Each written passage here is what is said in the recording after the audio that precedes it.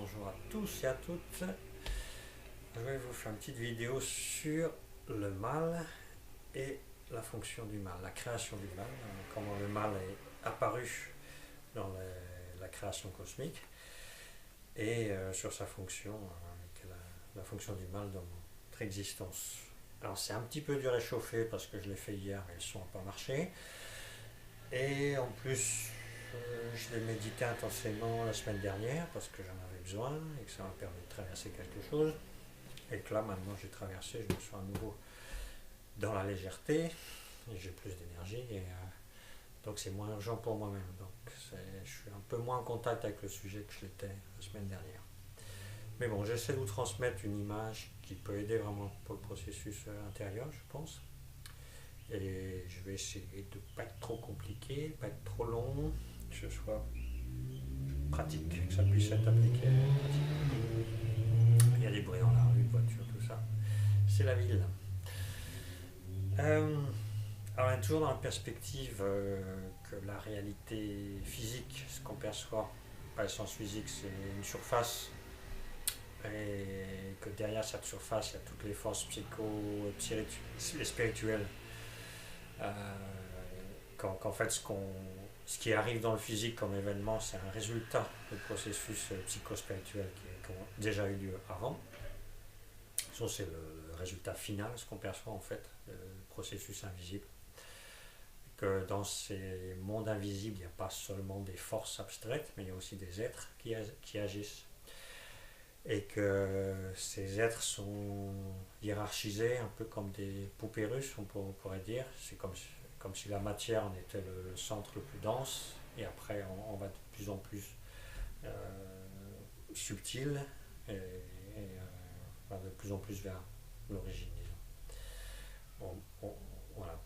On peut aussi représenter ça en vertical, de l'origine divine qui a, en processus de création, s'est densifié toujours plus vers la matière, et ça s'est fait par étapes. Et dans la terminologie chrétienne, on a 9 hiérarchies spirituelles, et l'être humain étant la 10e hiérarchie, où on passe de devenir la 10e hiérarchie s'il fait son travail correctement. C'est-à-dire s'il devient humain à proprement parler, ce qui n'est pas encore toujours. Et donc, Steiner, j'utilise ce livre-là de Steiner, c'est donc les entités spirituelles dans les corps célestes et dans les règles de la nature. Et j'en prends une petite image du chapitre 6. Voilà. Et donc, dans ces hiérarchies spirituelles qui sont au-dessus de nous et qui nous fabriquent en fait, qui font qu'on fonctionne, qui font fonctionner notre corps aussi, la hiérarchie immédiatement au-dessus de nous, c'est les anges. Après, plus il y a les archanges, et après il y a les archèges. Et ça, c'est ce qu'on appelle la troisième hiérarchie, enfin, la troisième hiérarchie. Alors Steiner décrit le vécu des anges, comment, si on se met un peu dans la peau d'un ange, qu'est-ce qu'il vit. L'ange, c'est le niveau de conscience de notre moi supérieur. C'est ça qui est important. Nous, on vit dans notre personnalité terrestre quotidienne, et quand on accède à notre moi dit supérieur, en fait, on est au niveau de conscience angélique.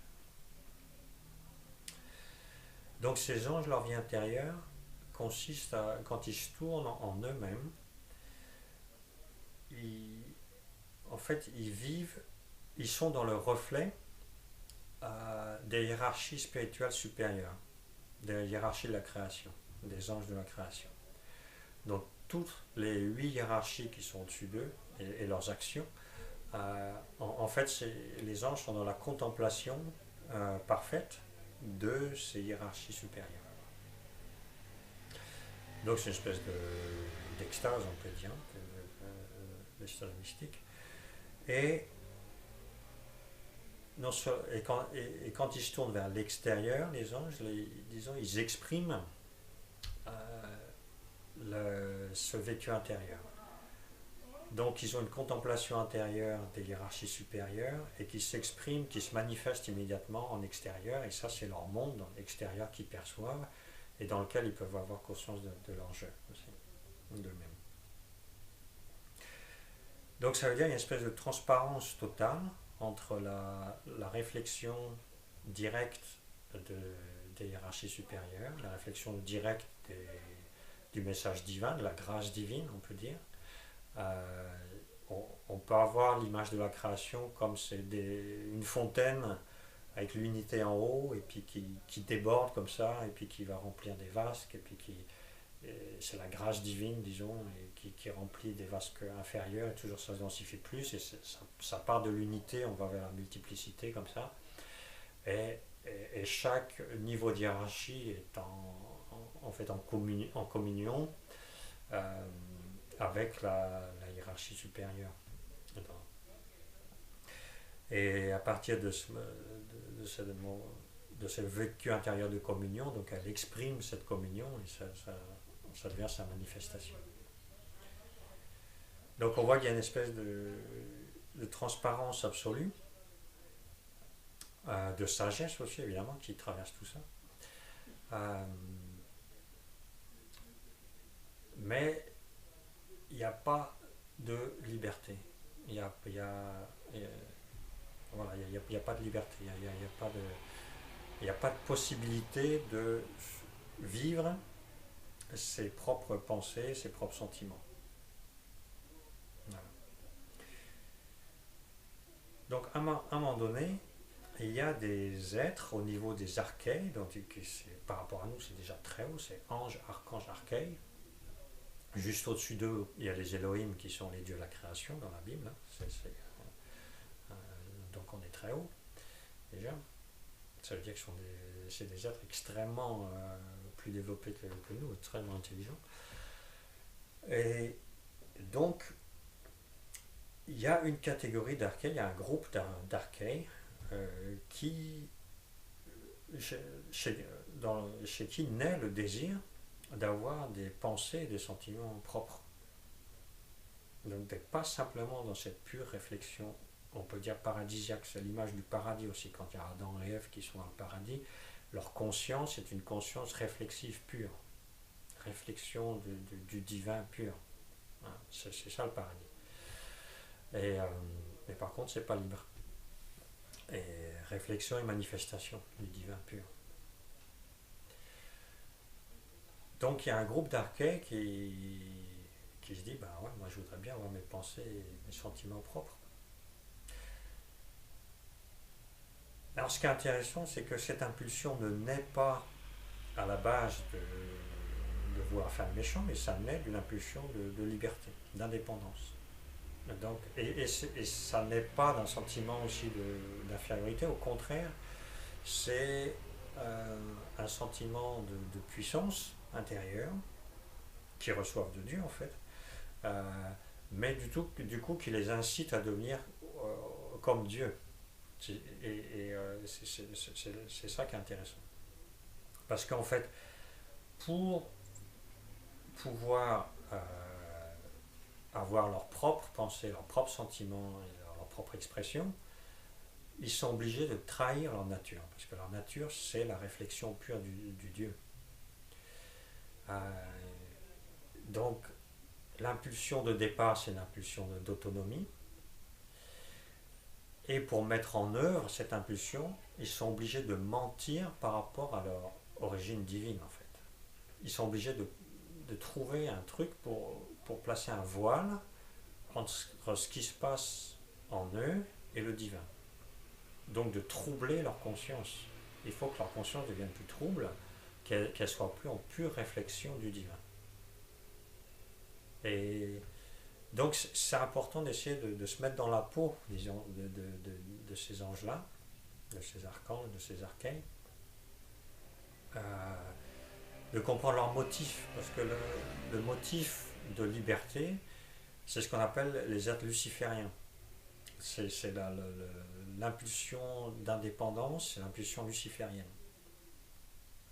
C'est les êtres lucifériens ça va former les êtres lucifériens.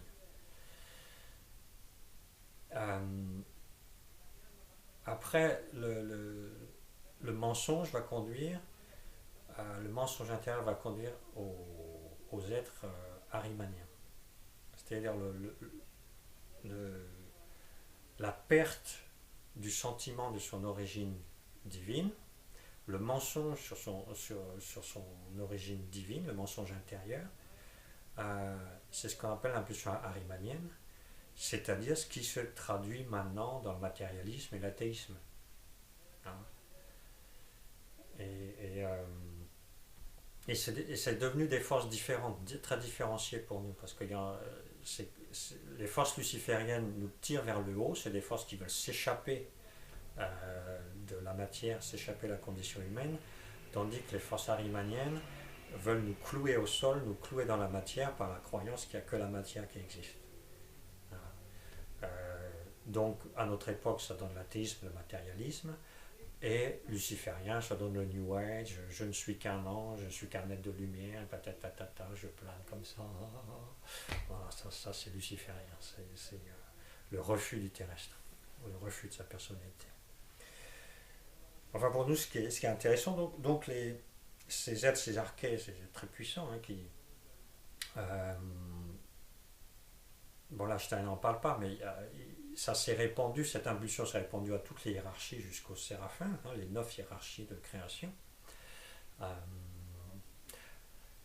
je fais une petite parenthèse qui demanderait plus de développement parce que c'est une autre image que je lis dans les trucs traditionnels, ou que j'entends, c'est qui a l'unité divine qui se divise immédiatement entre l'arbre des ténèbres, l'arbre de lumière. Là, c'est autre chose. On a d'abord une création dans le bien, et à un moment donné, il y a une révolte, et il y a le mal qui se crée, et qui fait boule de neige, disons. Mais le bien précède le mal. Et ça, c'est une importance. Voilà. Ça veut dire que, en fin de compte, le bien reste un cran au-dessus, reste plus fort. Euh, donc, c'est intéressant de méditer cette image parce que l'homme, dans le processus de création, s'est trouvé entre ces deux forces, des forces divines de réflexion directe du divin, et c'est ce qui s'est passé les anges rebelles, les anges révoltés, hein, les anges lucifériens.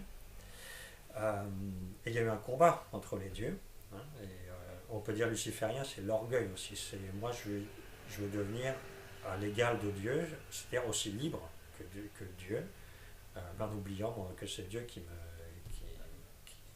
qui, qui me donne la vie, quoi. Hein. Voilà. En oubliant l'origine. C'est des choses qu'on retrouve dans le prologue de Saint Jean. En l'origine était le Verbe, et le Verbe était auprès de Dieu, et le Verbe était un Dieu. Tout est arrivé par lui, et rien de ce qui existe n'existe sans lui. Là, on a le Verbe créateur qui crée tout, y compris donc les êtres ténébreux.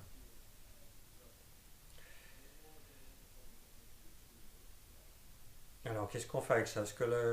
Donc l'homme se trouve entre ces deux forces. Alors là, en plus, je ne vais pas dans les détails, mais on peut dire qu'on a là la polarité basique dans le corps entre le corps et la tête. Le corps étant encore dans la logique divine, particulièrement le métabolisme, euh, et la tête, c'est ce qui s'extrait de la logique corporelle, de la logique divine, pour avoir ses pensées propres, pensées, sentiments propres, sa perception du monde propre, etc. Donc le renégat, c'est le cerveau, disons, hein, mais c'est lui qui nous permet la liberté, et qui s'oppose donc aux forces du vent, mais qui nous sont inconscientes. Voilà. Donc quand on essaie de ramener ces forces jouent en nous.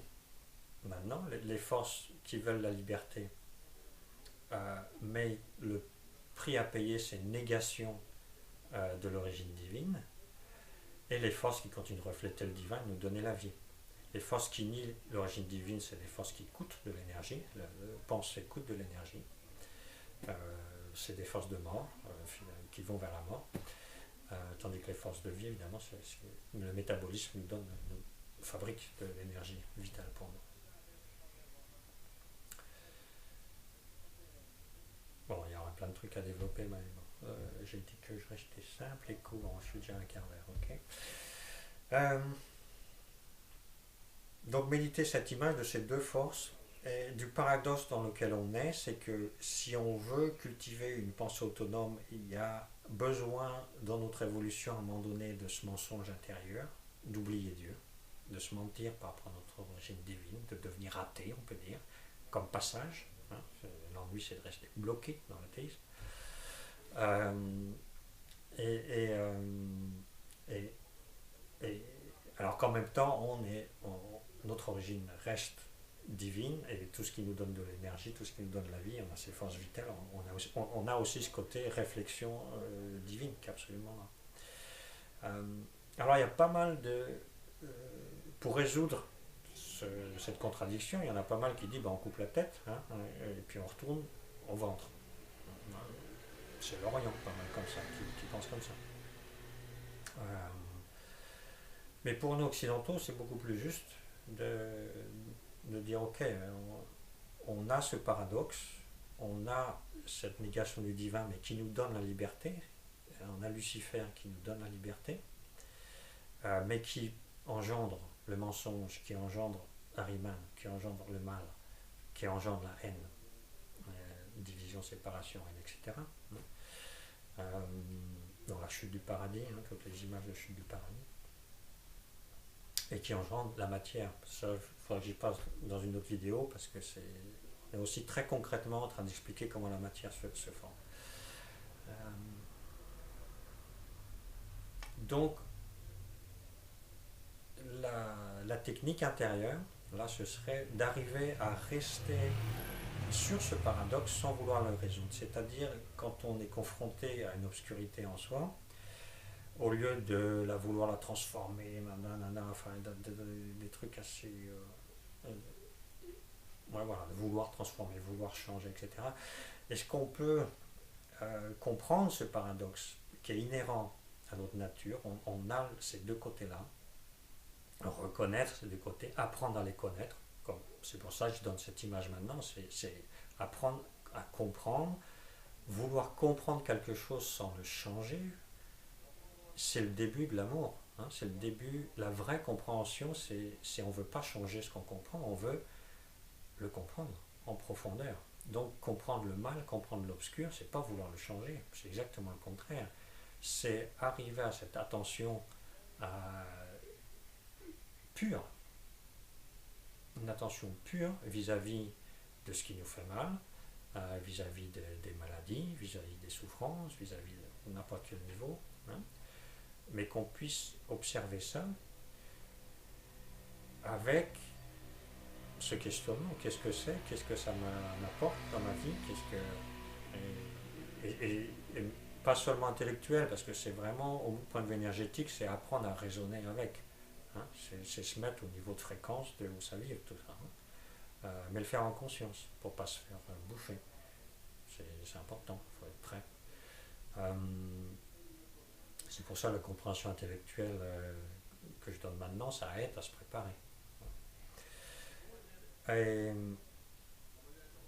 donc quand on peut rester sur ce paradoxe, et c'est très très subtil, hein, parce que je donne un exemple, j'ai donné à un client, j'essaie de lui apprendre à rester en présence de ses émotions négatives, et lui revient après, ouais, moi je reste des heures, tout ça, il n'y a rien qui se passe, etc. Oui, c'est parce que ton attention n'est pas pure. Parce que tu veux, inconsciemment, tu es encore stratégique, tu veux changer quelque chose. Donc, tant qu'on est stratégique, il n'y a rien qui se passe, on reste bloqué dans le truc, c'est clair. Donc, il faut que ce soit un vrai intérêt pour le truc obscur. Là. Quand on reste donc dans cet intérêt là, et dans ce paradoxe, sans vouloir le résoudre, et dans la douleur, sans vouloir la résoudre, Il y a quelque chose qui se passe que je ne peux pas nommer autrement que de l'ordre du Christ. Il y a, il y a une énergie extra qui vient, qui est, enfin, il y a quelque chose qui commence il y a une impulsion, disons, qui commence à apparaître. Ça paraît impossible à nommer autrement qu'une impulsion christique. C'est vraiment pour ça, c'est comme ça que je le ressens, et je pense pas qu'on puisse ressentir autrement. Parce que c'est un fait, c'est pas une interprétation, c'est on sent, c'est le Christ. Alors, je sais qu'il y en a que ça fera bondir, moi je m'en fous, je peux rien. Pour moi, c'est un fait. C'est comme ça que ça se passe.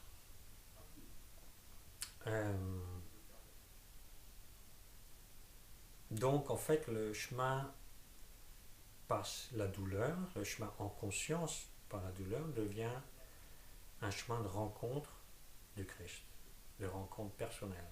Ça devient son propre chemin personnel de compréhension, de rencontre du Christ. Le Christ étant